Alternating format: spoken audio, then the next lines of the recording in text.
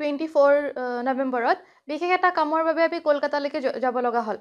তো কলকাতা যোৱাৰ পাছত 26 নৱেম্বৰত ঘটনাটো ঘটিলে 27ৰ ৰাতিপুৱা 11:30 মান বজাত মোৰ বৰমা হয় বৰমাহঁতৰ মানে টিনেজনে ফোন কৰি পেলাই ক'লে যে তেওঁৰ ৰুমৰ তলাটো ভাঙি পৰি আছে তলত আৰু তেতিয়া মোৰ ভণ্টিক ফোন কৰিছে মোৰ ভণ্টিৰ লগে লগে ক'ল যে আমাৰ ৰুমৰ কি অৱস্থা তেতিয়া তেওঁ চালে যে তিনিখন দৰজাৰ লক যিবোৰ আছে সেইবিলাক মানে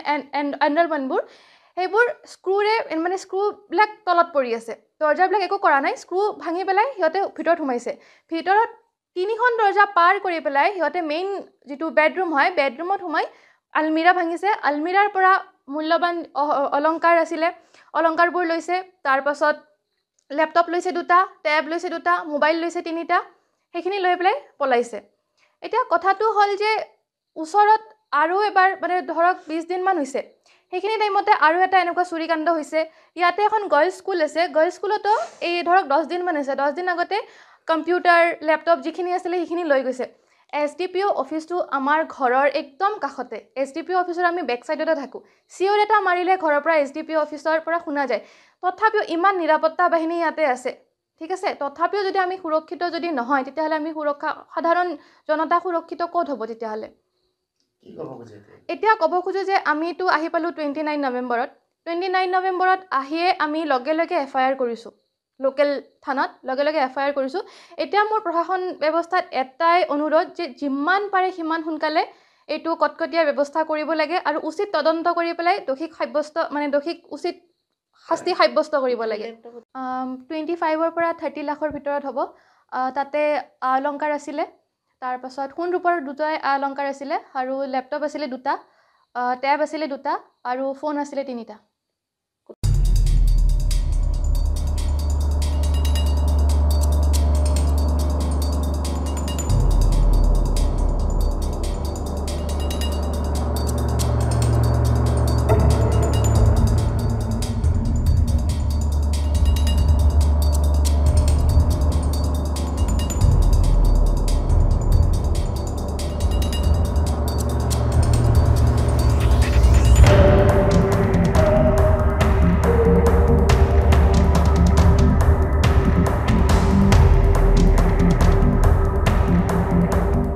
মানে আমি 24 নৱেম্বৰত বিশেষ এটা কামৰ বাবে আমি কলকাতালৈকে যাব লগা হ'ল তো কলকাতা যোৱাৰ পাছত 26 নৱেম্বৰত ঘটনাটো ঘটিলে 27ৰ ৰাতিপুৱা 11:30 মান বজাত মোৰ বৰমা হয় বৰমাহঁতৰ মানে টিনেজনে ফোন কৰি পেলাই ক'লে যে তেওঁৰ ৰুমৰ তলাটো ভাঙি পৰি আছে তলত আৰু তেতিয়া মোৰ ভণ্টিক ফোন কৰিছে মোৰ ভণ্টিৰ লগে লগে ক'ল যে আমাৰ ৰুমৰ কি অৱস্থা তেতিয়া তেওঁ চালে যে তিনিখন দৰজাৰ লক যিবোৰ আছে সেইবিলাক মানে এণ্ডলমেণ্টবোৰ সেইবোৰ স্ক্ৰুৰে মানে স্ক্ৰুবিলাক তলত পৰি আছে দৰজাবিলাক একো কৰা নাই স্ক্ৰু ভাঙি পেলাই সিহঁতে ভিতৰত সোমাইছে ভিতৰত তিনিখন দৰজা পাৰ কৰি পেলাই সিহঁতে মেইন যিটো বেডৰুম হয় বেডৰুমত সোমাই আলমিৰা ভাঙিছে আলমিৰাৰ পৰা মূল্যৱান অলংকাৰ আছিলে অলংকাৰবোৰ লৈছে তাৰপাছত ল্যাপটপ লৈছে দুটা ট্যাব লৈছে দুটা মোবাইল লৈছে তিনিটা সেইখিনি লৈ পেলাই পলাইছে এতিয়া কথাটো হ'ল যে ওচৰত আৰু এবাৰ মানে ধৰক 20 দিনমান হৈছে সেইখিনি টাইমতে আৰু এটা এনেকুৱা চুৰিকাণ্ড হৈছে ইয়াতে এখন গাৰ্লছ স্কুল আছে গাৰ্লছ স্কুলতো এই ধৰক 10 দিনমান হৈছে 10 দিন আগতে কম্পিউটাৰ ল্যাপটপ যিখিনি আছিলে সেইখিনি লৈ গৈছে এছডিপিও অফিসটো আমাৰ ঘৰৰ একদম কাষতে এছডিপিও অফিসৰ আমি বেক সাইডতে থাকো সিওৰ এটা মাৰিলে ঘৰৰ পৰা এছডিপিও অফিসৰ পৰা শুনা যায় তথাপিও ইমান নিৰাপত্তা বাহিনী ইয়াতে আছে